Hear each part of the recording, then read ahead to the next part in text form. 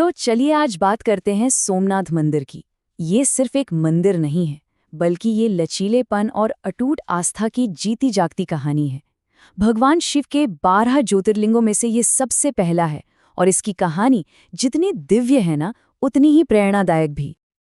और ये बात एकदम सटीक बैठती है। सोमनाथ की कहानी सिर्फ पूजा पाठ तक ही सीमित नहीं है।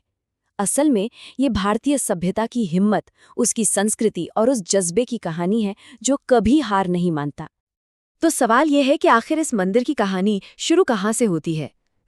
इसकी जड़ें हमें पौराणिक कथाओं में मिलती है और इसकी शुरुआत होती है खुद चंद्रदेव से, यानी कि चांद के देवता से। आइए जानते हैं उनकी कहानी। देखिए, इसके नाम में ही इसकी पूरी कहानी छिपी हुई है। सोमनाथ का मतलब है सोम के भगवान और सोम यानी चंद्रदेव। तो ये मंदिर सीधे सीधे चंद्रदेव के रक्षक यानी भगवान शिव को ही समर्पित है। तो हुआ ये कि चंद्रदेव ने राजा दक्ष की 27 बेटियों से शादी तो कर ली, पर उनका दिल सिर्फ एक पर आया हुआ था, रोहिणी पर। अब ये पक्षपात उनके ससुर राजा दक्ष को बिल्कुल भी पसंद नहीं आया। वो इतने नाराज हुए कि उन्होंने गुस्से में चंद्रदेव को श्राप दे दिया कि उनकी चमक, उनकी रोशनी धीरे धीरे खत्म हो जाएगी। अपनी रोशनी खोते देख चंद्रदेव घबरा गए और वो सीधे भगवान शिव की शरण में पहुंचे। उन्होंने पूरे 4000 साल तक कठोर तपस्या की और आखिरकार भगवान शिव प्रसन्न हुए। उन्होंने न सिर्फ चंद्रदेव को श्राप से मुक्त किया, बल्कि हमेशा के लिए उसी स्थान पर एक ज्योतिर्लिंग के रूप में विराजमान हो गए। और यही वो वरदान था जिसने इस जगह को हमेशा हमेशा के लिए पवित्र बना दिया। भगवान शिव ने वचन दिया कि ये स्थान प्रथम ज्योतिर्लिंग के रूप में जाना जाएगा और यहाँ जो भी भक्त आएगा उसके सारे दुख दूर होंगे। लेकिन देखिए, जहाँ इतनी आस्था और प्रसिद्धि हो, वहाँ अक्सर मुश्किलें भी आ ही जाती हैं। मंदिर की यही दिव्यता और समृद्धि बाहरी आक्रमणकारियों की नज़रों में खटकने लगी और बस यहीं से शुरू हुआ विनाश और फिर से उठ खड़े होने का एक बहुत लंबा और दर्दनाक सिलसिला। इतिहास के पन्ने देखें तो पता चलता है कि मंदिर पर बार बार हमले हुए। 1026 में महमूद गजनवी से लेके 1706 में औरंगजेब तक हर हमला इसे मिटा देने की एक कोशिश थी। इसे तोड़ा गया, इसे लूटा गया, लेकिन इसकी आत्मा को कोई खत्म नहीं कर सका। लेकिन हर हमले के बाद कहानी कभी खत्म नहीं हुई, बल्कि सच तो ये है कि यहीं से इस मंदिर की असली ताकत की कहानी शुरू होती है। हर बार जब इसे गिराया गया तो लोगों की आस्था ने इसे फिर से खड़ा कर दिया।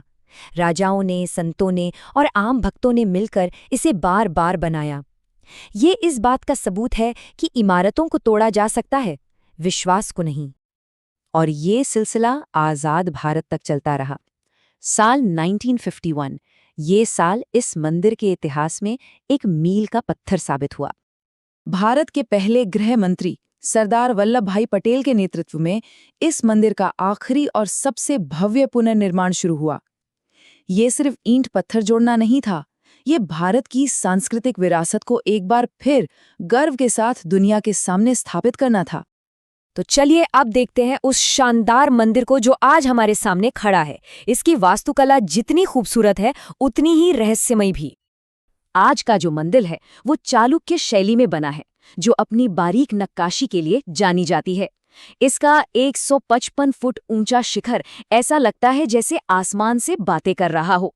इसकी दीवारों पर की गई नक्काशी पौराणिक कहानियों की दुनिया में ले जाती है। सामने नंदी की विशाल प्रतिमा और अरब सागर का खुला नजारा इसकी भव्यता को और भी कई गुना बढ़ा देता है। अब एक बहुत ही दिलचस्प और थोड़ी हैरान कर देने वाली बात, जैसा कि यहाँ पूछा गया है, अगर सोमनाथ के किनारे से सीधे दक्षिण ध्रुव तक एक लकीर खींची जाए तो बीच में क्या आएगा? जवाब है कुछ भी नहीं, सिवाय समुद्र के। मंदिर परिसर में एक बाण स्तंभ भी है, जिस पर लिखा है कि सोमनाथ और दक्षिणी ध्रुव के बीच कोई जमीन नहीं है। जरा सोचिए, उस समय के लोगों को भूगोल का कितना गहरा ज्ञान रहा होगा। पर ये मंदिर सिर्फ पत्थर और वास्तुकला का एक बेहतरीन नमूना नहीं है। ये आज भी एक जीवित, एक जागृत स्थान है, जहां आने वाले लोग आज भी ऐसे अनुभव करते हैं जिन्हें वो चमत्कार से कम नहीं मानते। भक्त अक्सर बताते हैं कि कैसे समुद्र की ऊंची ऊंची लहरें मंदिर की दीवारों तक तो आती हैं, पर कभी उसे कोई नुकसान नहीं पहुंचाती। कई लोगों का अनुभव है कि सूर्यास्त के समय मंदिर के शिखर पर एक दिव्य रोशनी दिखाई देती है और गर्भगृह में ज्योतिर्लिंग के पास जो शांति और ऊर्जा महसूस होती है, उसका तो कोई जवाब ही नहीं।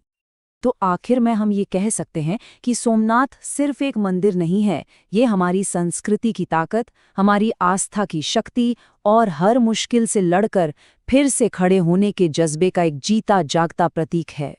सोमनाथ की कहानी हमें सोचने पर मजबूर करती है कि जब किसी प्रतीक को बार बार नष्ट किया जाता है और वो हर बार पहले से ज्यादा मजबूत होकर वापस खड़ा हो जाता है, तो ये हमें अपनी संस्कृति और अपने विश्वास की ताकत के बारे में क्या सिखाता है।